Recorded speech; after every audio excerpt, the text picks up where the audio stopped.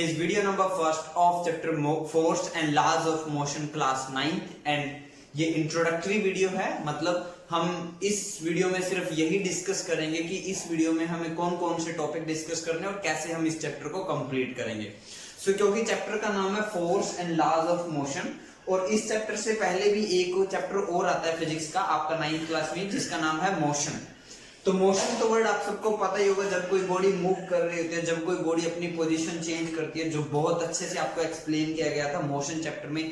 Rest भी term थी, वहां पर मोशन टर्म भी थी। तो जब कोई ऑब्जेक्ट अपनी सराउंडिंग के रिस्पेक्ट में अपनी पोजीशन को चेंज करता है तो हम बोलते हैं कि वो बॉडी मोशन में होती है। यहाँ पर हम कुछ नया जो लेके आएंगे वो होगा फोर्स और लॉज ऑफ मोशन। ठीक है, मोशन हम डिस्कस कर चुके हैं, मोशन हमें पता है, हमें पढ़ना है फोर्स और मोशन के लॉ क्या होते हैं, रूल्स क्या होते हैं। जब कोई बॉडी मोशन में होती है तो क्या चेंज हो जाता है, कौन सी उसकी प्रॉपर्टीज चेंज हो जाती है, कौन सी उसकी प्रॉपर्टीज सेम रहती है, ये सब हमें इसमें डिस्कस करना है। तो फोर्स हम पढ़ेंगे, फोर्स दो टाइप का हमें डिस्कस करना है, balance force and unbalance force, जो हम इसी वीडियोस में कंप्लीट करेंगे। नेक्स्ट आएगा इसमें लॉज ऑफ मोशन। तो 3 लॉज ऑफ मोशन होते हैं, इनको न्यूटन्स लॉ ऑफ मोशन भी बोला जाता है क्योंकि सर आइजक न्यूटन ने इनको बनाया था। ठीक है, तो ये first law, second law, third law के नाम से जाने जाते हैं। तो वो हम तीनों भी इस चैप्टर में डिस्कस करेंगे। 2 इंपॉर्टेंट फिजिकल प्रॉपर्टीज हम इसमें डिस्कस करनी है, 3 इंपॉर्टेंट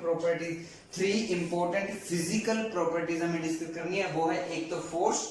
देखो फिजिकल प्रॉपर्टी क्यों बोल रहा हूं मैं, फिजिकल प्रॉपर्टी इसलिए बोल रहा हूं क्योंकि हम इनको मेजर कर सकते हैं, हम बता सकते हैं कि कितना है और इनका यूनिट होता है। ठीक है, मेजर करने का, जैसे लेंथ का यूनिट क्या होता है मीटर, जैसे मास का यूनिट क्या होता है किलोग्राम, जैसे टाइम का यूनिट क्या होता है सेकंड्स, ठीक वैसे ही फोर्स का यूनिट होता है न्यूटन। ठीक है, इनर्शिया को भी हम मेजर कर सकते हैं। एक्चुअली इनर्शिया मेजर करना मींस मास मेजर करना और मास की यूनिट क्या होती है किलोग्राम। सिमिलरली हम मोमेंटम को भी मेजर कर सकते हैं, मोमेंटम की भी अपनी एक ऐसा यूनिट होती है।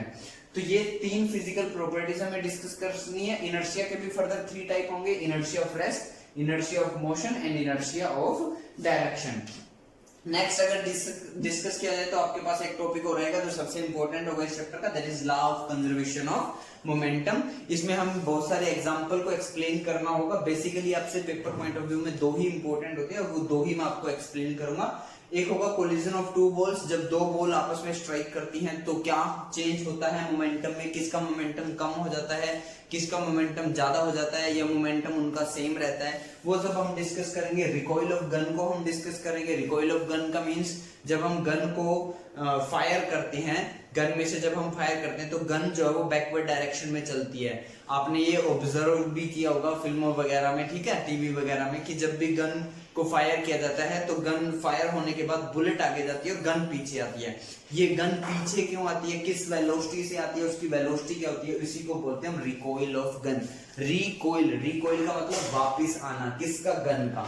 तो ये टॉपिक रहेंगे हमारे इस चैप्टर में। सो जल्दी से वीडियो को पॉज करो, स्क्रीनशॉट लो, कॉपी में नोट करो, फिर हम फोर्स, उसकी डेफिनेशन और उसकी 2 टाइप, बैलेंस और unbalance force with example discuss करते हैं।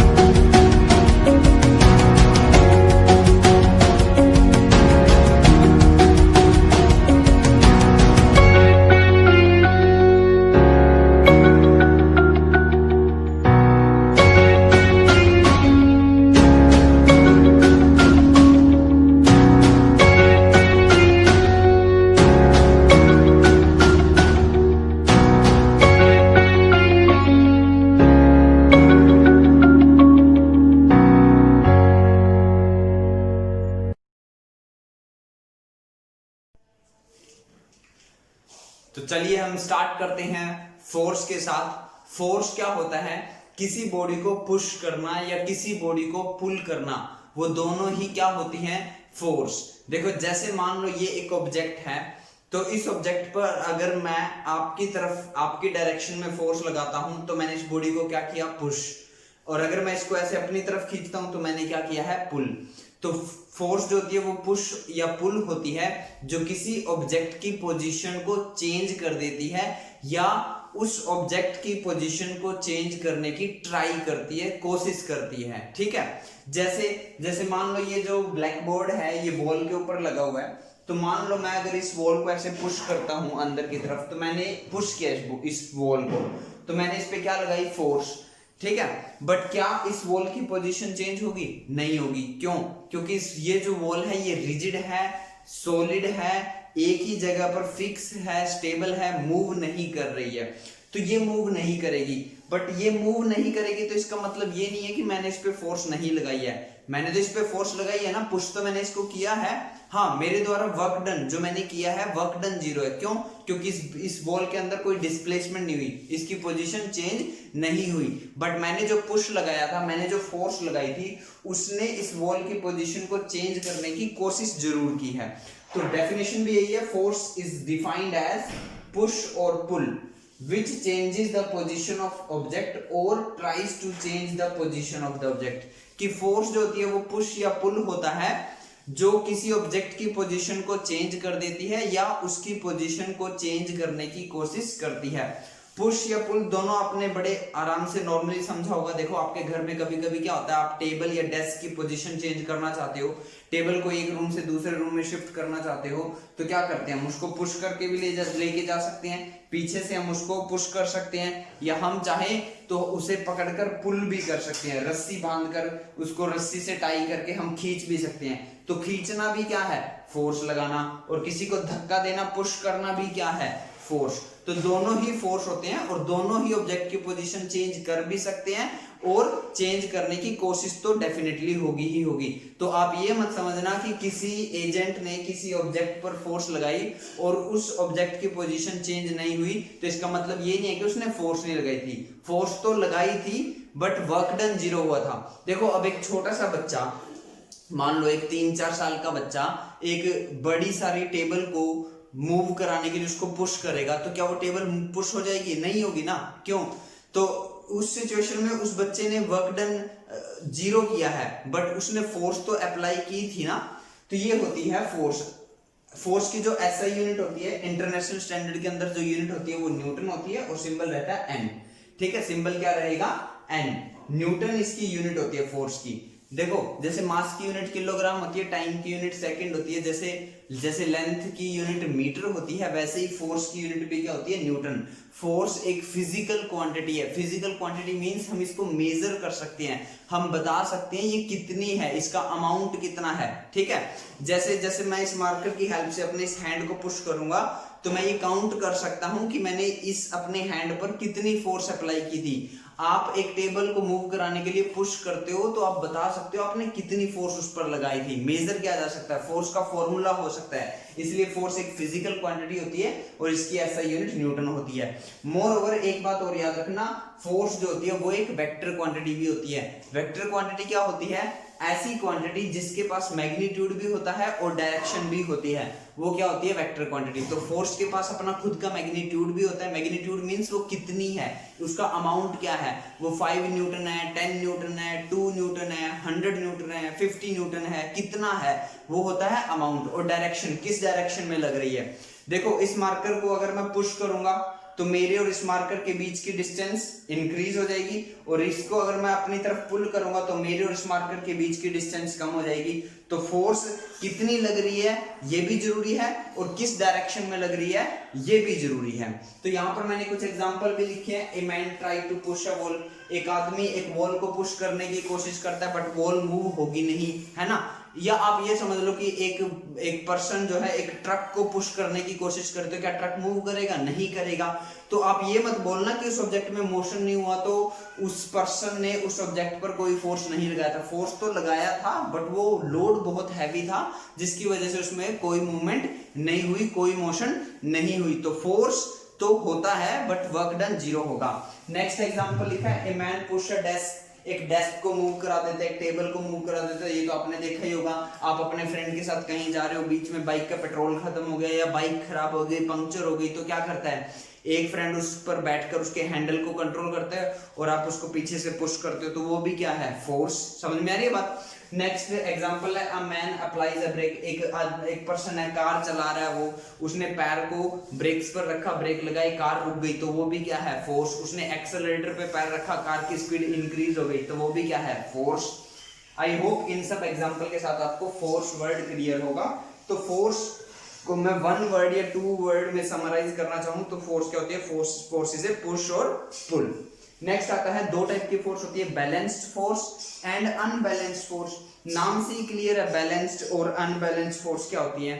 अब जैसे देखो ये 2 मार्कर हैं, इन दोनों मार्कर की हाइट जो है वो सेम है, वेट जो है सेम है, ठीक है, तो मैं कहूंगा ये दोनों एक दूसरे को बैलेंस कर रहे हैं, बैलेंस्ड।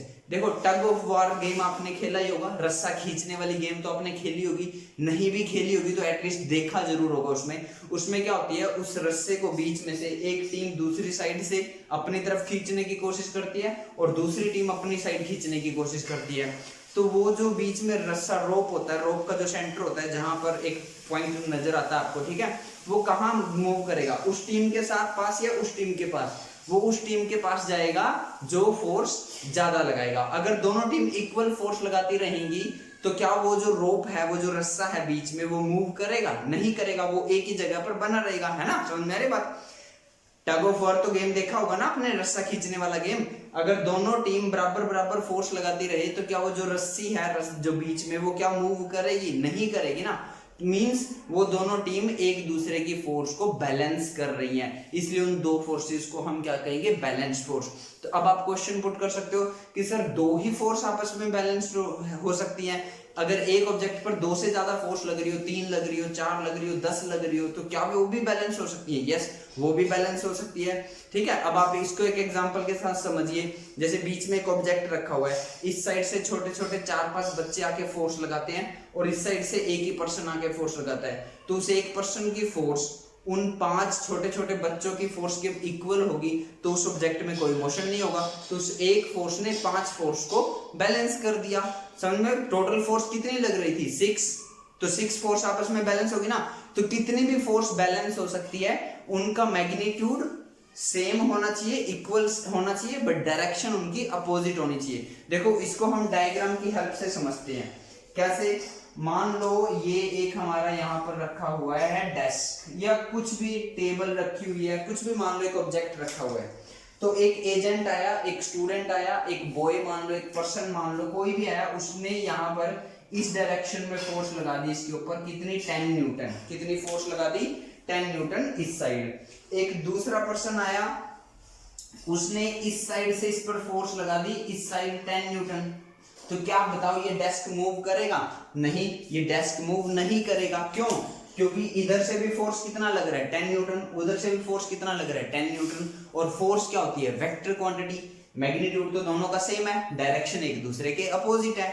कैसे? एक फोर्स जा रही है इस साइड और दूसरी फोर्स जा रही है इस साइड, तो दोनों एक दूसरे को कैंसिल कर देगी। देखो अगर आप इस फोर्स को, मतलब ये आप इस डायरेक्शन, इस तरफ लगने वाली फोर्स को पॉजिटिव ले रहे हो, तो उस तरफ लगने वाली फोर्स को नेगेटिव ले लेना। ऐसा कोई जरूरी भी नहीं है। आप चाहो तो इस तरफ लगने वाली फोर्स को नेगेटिव ले लो, तो उस साइड वाली को पॉजिटिव ले लेना। मींस आप एक फोर्स को पॉजिटिव मान लो, दूसरी को नेगेटिव मान लो, तो +10 और -10 नेट फोर्स कितना आ गया? 0।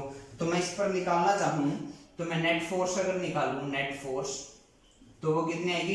10 - 10 विच इज इक्वल टू 0। इसलिए इस डेस्क में कोई मोशन नहीं होगा और हम कहेंगे ये दोनों फोर्स बैलेंस्ड फोर्स है, क्योंकि एक दूसरे को बैलेंस कर रही है। सो आई होप आपको क्लियर होगा। नेक्स्ट आता है अनबैलेंस्ड फोर्स, जो बैलेंस ना हो। जैसे मैंने वही बताया था, टग ऑफ वॉर गेम में 2 टीम रस्सा खींच रही है अपनी अपनी साइड। तो टीम ए ने टीम बी से ज्यादा फोर्स लगा दी, तो वो जो रस्सा था वो किस साइड चला जाएगा? टीम ए की साइड, और टीम ए विनर होगी। ठीक है, इसको भी फिर से हम एक एग्जांपल की डायग्राम की हेल्प से समझ लेते हैं। कैसे? देखो मान लो ये यहाँ पर डेस्क रखा हुआ है, ठीक है, ये एक डेस्क यहाँ पर रखा हुआ है। इस पर एक एजेंट ने आकर, एक पर्सन ने आकर फोर्स लगाया इस साइड 20 न्यूटन। कितना लगाया? 20 न्यूटन। और एक दूसरे ऑब्जेक्ट पर्सन ने आकर इस पर इस साइड फोर्स लगाया 10 न्यूटन। समझ में आ रही बात? देखो 10 न्यूटन लग रहा है इस साइड, 20 न्यूटन लग रहा है इस साइड। अब मान लो इस साइड वाली फोर्स पॉजिटिव है, इस साइड वाली नेगेटिव है। मीन्स टू से आपको नेट निकालना है ना, नेट मतलब ज्यादा फोर्स में से कम फोर्स माइनस कर दो। तो मैं अगर इस केस में नेट फोर्स निकालूं तो नेट फोर्स आएगा 20 माइनस 10, सो कितना आएगा? 10 न्यूटन। तो 10 न्यूटन फोर्स लगेगी इस पर, तो इस पर नेट फोर्स कितना है? 10 न्यूटन। इस केस में नेट फोर्स कितना था? 0। तो किस साइड आएगा ये नेट फोर्स, इस साइड या इस साइड? तो ये आएगा इस साइड। तो ये ऑब्जेक्ट इस तरफ चलना शुरू कर देगा। तो व्हेन टू फोर्सेस और मोर फोर्सेस, दो या दो से ज्यादा forces acting on an object simultaneously, ये वर्ड क्या है ध्यान से स्पेलिंग देख लेना, साइमल्टेनियसली। साइमल्टेनियसली मतलब एक साथ। जब किसी ऑब्जेक्ट पर एक साथ दो या दो से ज्यादा फोर्स लगती हैं एंड ऑब्जेक्ट स्टार्ट मूविंग, और ऑब्जेक्ट मूव करना शुरू कर देता है along any one of the force, along any one of the, हम चाहे तो यहां लिख सकते हैं along any one of the applied force, then forces are said to be unbalanced. किसी एक पर्टिकुलर फोर्स की डायरेक्शन में चलना शुरू कर दे तो उसको हम अनबैलेंस्ड फोर्स बोल सकते हैं। अगर ये ज्यादा होती फोर्स और ये कम होती तो ये डेस्क इस साइड मूव करना शुरू कर देता। आई होप आपको ये क्लियर होगा। बैलेंस्ड और अनबैलेंस्ड फोर्स बड़ा सिंपल था। नेक्स्ट आता है effect of force. Mean to say अगर एक ऑब्जेक्ट पर नेट फोर्स अप्लाई हो रहा है, कुछ ना कुछ नेट फोर्स है, 1 न्यूटन, 10 न्यूटन, 5 न्यूटन, ठीक है, तो उस पर क्या इफेक्ट पड़ेगा? तो बहुत इफेक्ट पड़ेगा। एक ऑब्जेक्ट रेस्ट पर है, उस पर फोर्स लगी तो मोशन करना स्टार्ट कर देगा।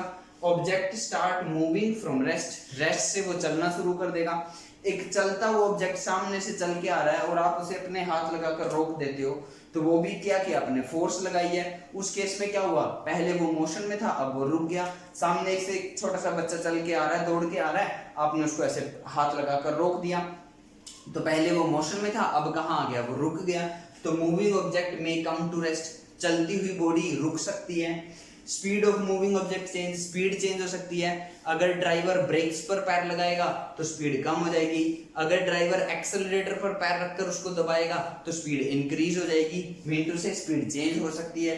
Direction of motion of object changes, motion की डायरेक्शन चेंज हो सकती है। समझ रहे? हम हैंडल को घुमाते हैं ना, घुमाने के लिए, डायरेक्शन चेंज करने के लिए। पहले पर्सन लेफ्ट में जा रहा था, एकदम से राइट में मुड़ गया। पहले ईस्ट में जा रहा था, ठीक है, फिर एकदम से नॉर्थ में मुड़ गया, है ना। तो डायरेक्शन ऑफ मोशन भी चेंज हो सकती है। चलती हुई बॉडी रुक सकती है, रुकी हुई बॉडी चल सकती है। यही हमारे क्या होते हैं? इफेक्ट ऑफ फोर्स होते हैं।